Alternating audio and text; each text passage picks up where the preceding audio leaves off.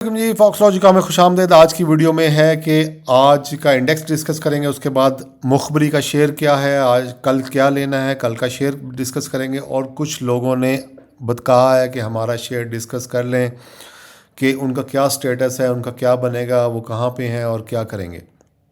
सबसे पहले तो हम इंडेक्स चलें डिस्कस कर लेते हैं। मेरा ख्याल सबसे पहले तो हम कर लेते हैं कि जो हमारे पास आया है, जो लोगों ने बताया है, शेयर पूछा है। सबसे पहले तो एम एल सी एफ और पी आई ओ सी में क्या चल रहा है, पायनियर में, दोनों में गेमें चल रही हैं, क्या चल रही हैं।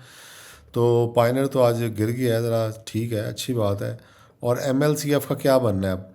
एम एल सी एफ सीधी सीधी बात है, देखनी आपकी आंखों के सामने मशीनें चल रही हैं, उसमें पता लग रहा है एम एल सी एफ जो है इंट्रा डे में ऊपर जाएगा। और इंट्रा डे में कल आपने इसको 1-2 रुपये आपको दे सकता है ये, तो उससे आप एग्ज़िट हो सकते हैं।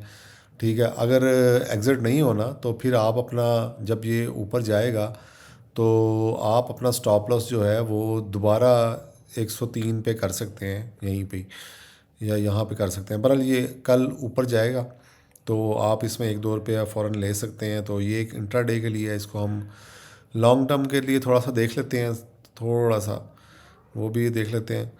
बिल्कुल लॉन्ग टर्म में भी ये 109 रुपये तक और 110 रुपये तक तो जा ही सकता है अभी। ठीक है, और रिस्की है थोड़ा सा, लेकिन आप इसमें एंट्री ले सकते हैं, तो ये आपको गेन दे सकता है। यहाँ से देख लें 103 रुपये है अब, 103 रुपये से अब आप 4 पे 104 रुपये है। कल 1-2 रुपये दे देगा, लेकिन अब लॉन्ग टर्म में थोड़ा सा ये आपको दे सकता है। और इसमें कोई ऐसा हर्डल नज़र नहीं आ रही, और ये सही नज़र आ रहा है, कोई ऐसा इसमें इशू भी नज़र नहीं आ रहा। अच्छा, इसमें जो ये है कि ये वैसे थोड़ा सा वीक है, यानी कि अभी जो है ना इसमें जो जैसे वीक का मतलब ये है कि ट्रेंड जो जो है ना इसका थोड़ा सा यहाँ से जब गिरा है ना, तो इसको थोड़ा सा मे भी ऊपर जाए तो स्ट्रॉन्ग हो ही जाएगा शायद, यही इसका बन सकता है। तो एम एल सी एफ के बाद जो है वो अगला शेयर है पी पी एल में भी जो वो भी बड़ी रिक्वेस्टें आई हुई हैं पी पी एल की कि वो उसका क्या करना है जी। पी पी एल जनाब, पी पी एल हो पी पी एल का ट्रेंड बड़ा स्ट्रॉन्ग है और ऊपर है, और ऊपर ही ऊपर जा ही जा रहा है। इंट्रा डे में तो मैं आपको नहीं कहूँगा कि इतनी हाई लेवल पे आप इसकी पोजीशन लें इंट्रा डे में, और लेकिन इसका हम देख लेते हैं लॉन्ग टर्म के लिए। लॉन्ग टर्म में भी ये बहुत हाई पोजीशन पे है, ठीक है। तो ये काफ़ी, लेकिन इसका ये पॉजिटिव चीज़ है कि ये इसका ट्रेंड बड़ा स्ट्रॉन्ग है, ट्रेंड में कोई इशू नहीं है। और फिर इसका और ज़रा बड़ी पोजीशन में देखते हैं। भाई ये तो ऊपर जा रहा है पीपीएल, ये नहीं रुक रहा पीपीएल। पीपीएल ऊपर जा रहा है, और पीपीएल मैंने इधर भी देखा था ब्रेकआउट में, यहाँ पे भी देखते हैं पीपीएल के ब्रेकआउट्स आ रहे हैं बहुत ज़्यादा। ओला है जी, आज तो ब्रेकआउट है। मंडे को आए थे, हमें यहाँ से ही पता लगता है मंडे को इसकी कहानी शुरू हुई थी पीपीएल की। ठीक है, तो पीपीएल जो है मंडे को शुरू हुआ है जी, और रीड मोर में होगा इसका मज़ीद।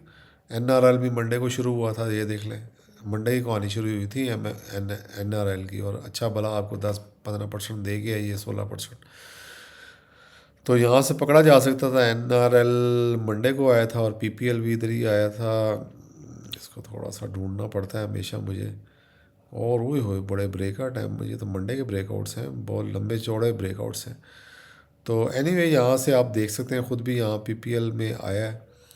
और ये भी, ये देखें आज फिर आया है, बहुत बड़ा ब्रेकआउट है ये, आज फिर आया ब्रेकआउट। ये सॉरी, ये डाउन, ये हाँ, ये नीचे सेल का वॉल्यूम आया, ये भी काफ़ी बड़ा वॉल्यूम आया। अच्छा, उसके बाद ये भी सेल का वॉल्यूम आया, ये फिर ऊपर कैसे चला गया, एक मिनट।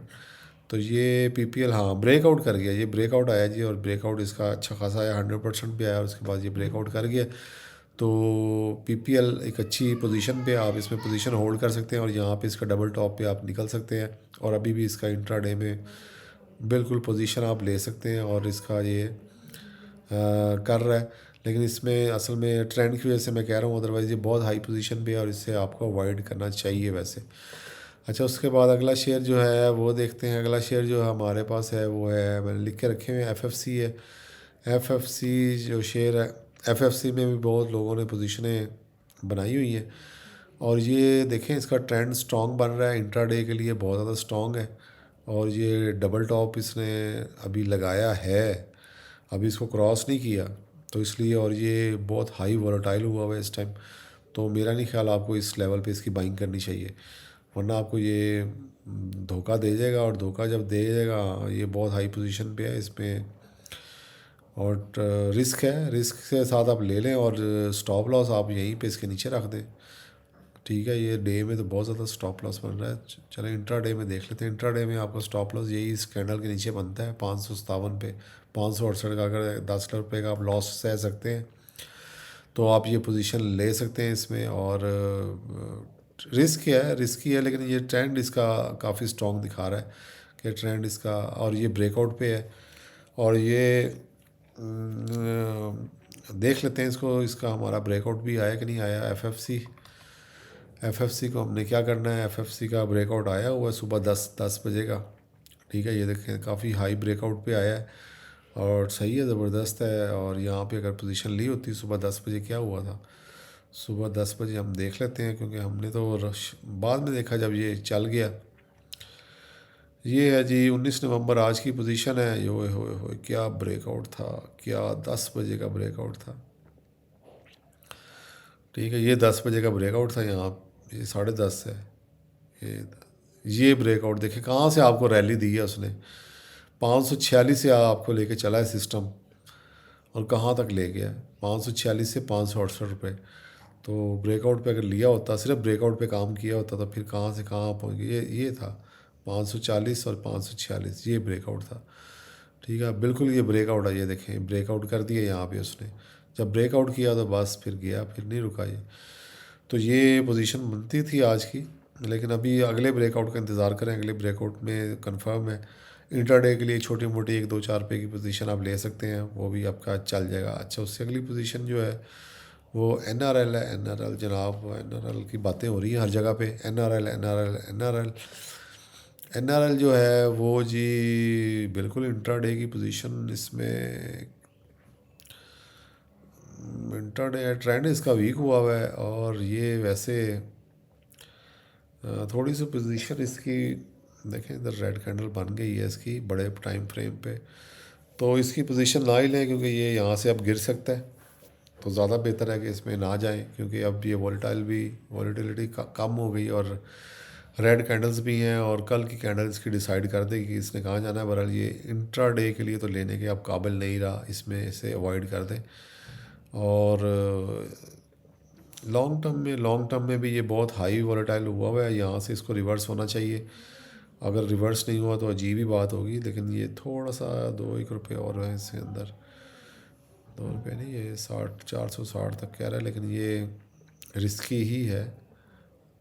हाँ, ये रिस्की ही है, इसलिए इसका रिस्क ना उठाएं तो अच्छा है।